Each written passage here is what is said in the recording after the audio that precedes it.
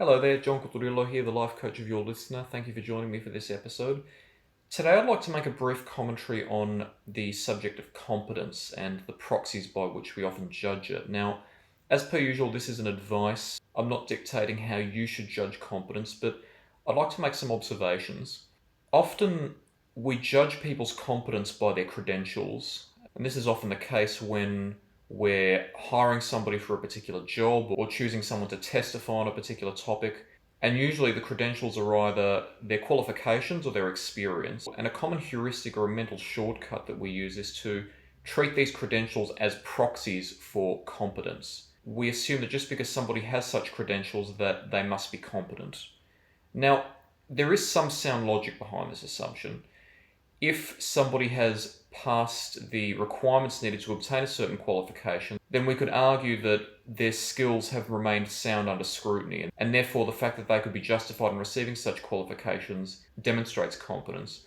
Or alternatively, if somebody has been practicing a particular field for a considerable period of time, they've only been allowed to do so because they've demonstrated themselves to be competent. This can be true, but in many cases it isn't. And many of us have had experience with practitioners in particular fields. I'm not simply referring to health sciences or social sciences, but really in any pursuit, who appear to be highly experienced or highly qualified, but still have shown themselves to be incompetent. What's necessary to understand is that these credentials are in some forms truth by consensus, whereby the person's credentials are established by somebody else's agreement. So, for example, when we obtain qualifications, we often have to study for them. And when we study, we undertake assessments.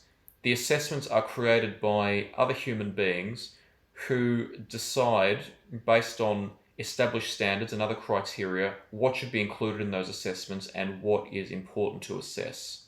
Or similarly, if we're highly experienced because many people have relied on our skills, often how other people judge our competence is based on what they're taught constitutes competence, what they believe constitutes competence.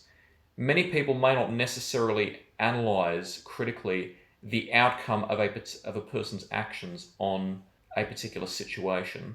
Now, generally speaking, if somebody is incompetent, somebody else will discover it, and they will not pass the scrutiny necessary to obtain qualifications or keep their qualifications, and or people will stop seeking their skills when they discover that they're incompetent. However, it's still possible for somebody who is highly qualified and highly experienced to make severe mistakes in their practice. I've seen it happen myself, many people have. So what's necessary to realize is that there is no real proxy for competence. Experience is experience. Qualifications are qualifications. Credentials are credentials.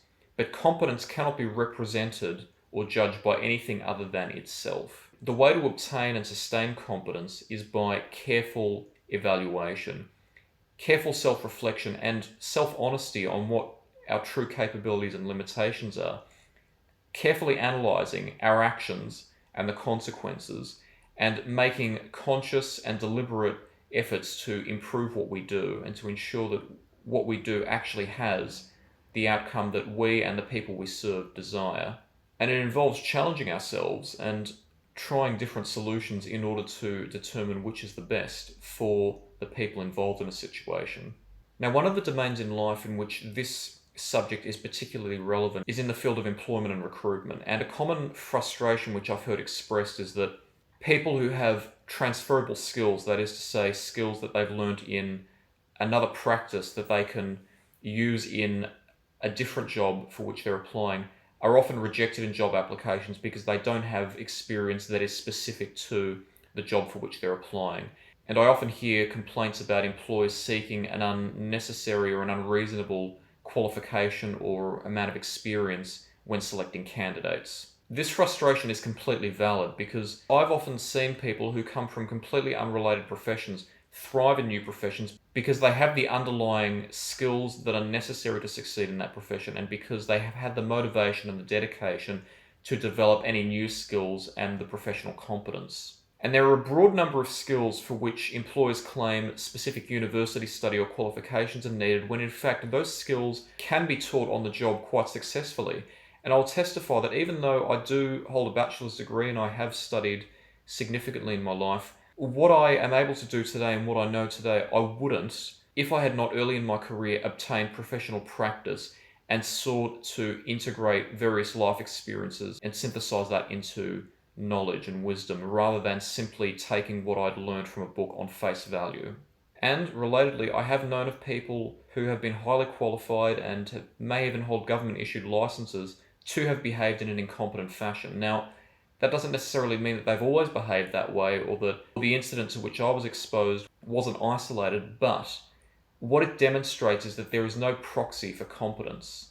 I would also argue that somebody who is willing to learn skills on the job demonstrates a certain quality. If somebody comes from a completely unrelated profession but demonstrates the motivation to learn and can do so successfully and demonstrably, what that demonstrates is that the person is willing to take an active role in the development of their practice, whatever that may be.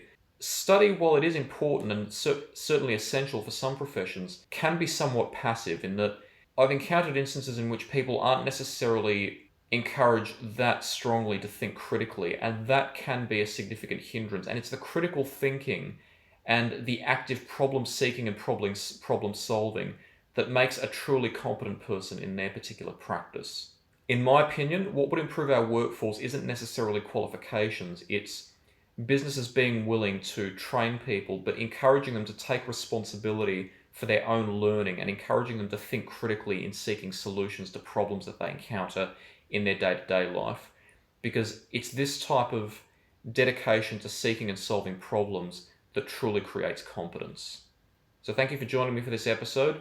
As per usual, this is not advice. Please seek professional consultation on any of the matters discussed, but I'm hoping to open the conversation. If you have opinions on this matter, whether you agree or disagree with me, please feel free to contact with me. I'd love to discuss them with them and potentially have you on the program. Until next time, take care.